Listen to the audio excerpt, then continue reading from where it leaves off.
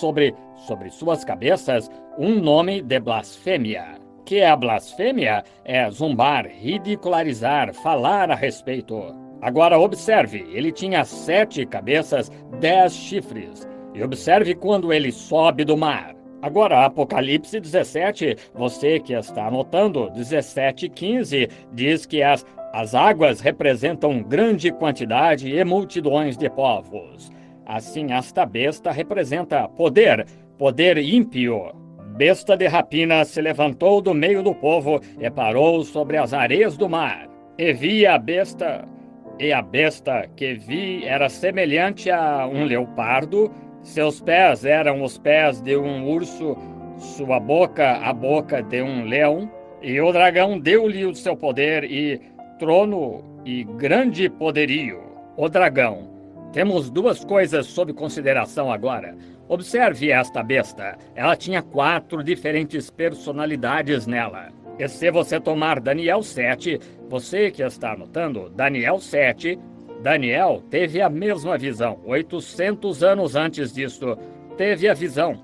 Ele viu aquelas bestas separadas umas das outras no princípio do domínio gentio. E aqui estão elas, João vendo isto, e o final do domínio gentio, todas aquelas 4 bestas representadas em uma. Aqueles mesmos velhos diabos, demônios que possuíram cada um dos reinos romanos ao longo do tempo, e os gregos, e assim por diante, ao longo da dispensação gentia, desceram diretamente e se reuniram em uma besta. Nós o encontraremos e veremos quem ele é. Isso mesmo. Todos aqueles, leopardo, leão, tudo isso, o dragão. Quantos sabem o que o dragão é? O dragão representa Roma. Sim, vamos ler isso. Isso, de certo modo, está sendo questionado em sua mente. Dê-me Apocalipse capítulo 12, só um momento aqui. Vejamos aqui, Apocalipse 12. Agora vejam. E viu-se um grande sinal no céu, uma mulher. O que uma mulher representa? A igreja. Esta é a noiva aqui. Esta é a igreja, a verdadeira igreja. Uma mulher vestida do sol, tendo a lua debaixo dos pés. Veja, a lua debaixo o sol na cabeça, a lua debaixo dos pés. O sol era a dispensação da graça e a lua era a dispensação da lei. A mulher era a igreja ortodoxa e ela se encontrava acima da lei. A lei estava passando porque a lei era uma sombra dos bens futuros. Está certo? A lua é apenas uma sombra do sol refletindo-se na lua. Está certo? Formando a lua. E a lei estava debaixo de seus pés. Ela já tinha vivido no decorrer daquele dia. E note como ela estava vestida aqui agora. E debaixo dos pés é uma coroa de 12 estrelas sobre a cabeça. A igreja é coroada com a doutrina dos 12 apóstolos. Veja, e estava grávida e com dores de parto, gritava com ânsias de dar à luz. Essa era a igreja ortodoxa. Observe, e viu-se outro sinal no céu, e eis que era um grande dragão vermelho que tinha 7 cabeças. Veja, mantenha esse 7 em mente agora. 7 cabeças, sempre.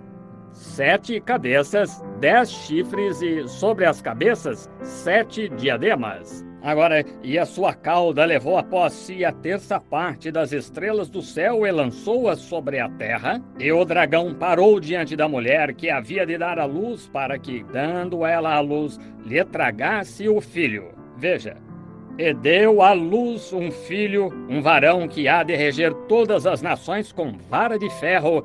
E o seu filho foi arrebatado para Deus e para o seu trono. A igreja ortodoxa representada ali, o sol brilhando, a doutrina dos 12 apóstolos. Muito bem, com a lua debaixo dos pés, a lei, a sombra dos bens futuros, a luz do evangelho brilhando agora. A lei se desvaneceu quando o sol saiu. Ela estava com ânsias de dar à luz, e ela deu à luz um varão, o qual foi Cristo Jesus, e ele foi arrebatado para Deus, mas tão logo, aqui está, tão logo o dragão, o qual era o diabo, viu a mulher a ponto de dar à luz, ele parou bem ao seu lado para devorar seu filho tão logo ele nascesse. E quando Jesus nasceu, o Império Romano editou uma proclamação para matar todas as crianças de 2 anos para baixo, para assim conseguir matar Cristo Jesus. E Deus foi mais esperto do que ele, e levou-o para o Egito e escondeu-o da mesma maneira como ele fez com Moisés. Aí está esse dragão vermelho, o diabo, onde está seu trono? Não na Rússia, em Roma. E disse: o diabo lhe deu seu trono e sua autoridade, dragão vermelho, não a Rússia. Ouço grandes ministros dizendo: a Rússia é o anticristo.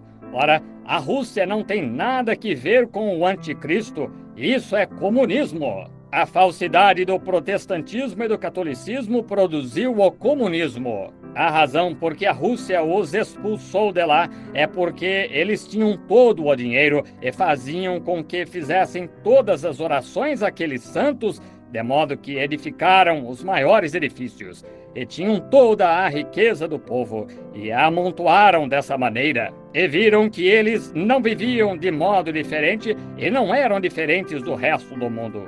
E eles vomitaram isto e formaram o comunismo.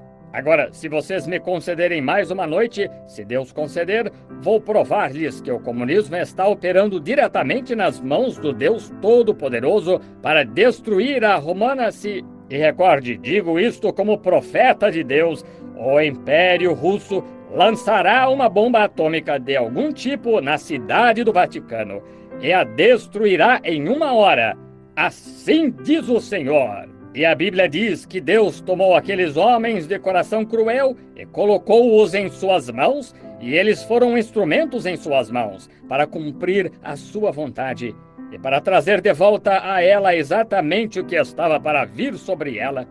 Exatamente. Essa é a palavra. Irmão, você nem imagina quão astutas estas coisas são. Recorde, Jesus Cristo disse que o anticristo seria tão semelhante que enganaria o próprio eleito. Disse: agora não deixes que ninguém te seduza. Disse: não sejas como os pagãos, os quais usam de vãs repetições em suas orações.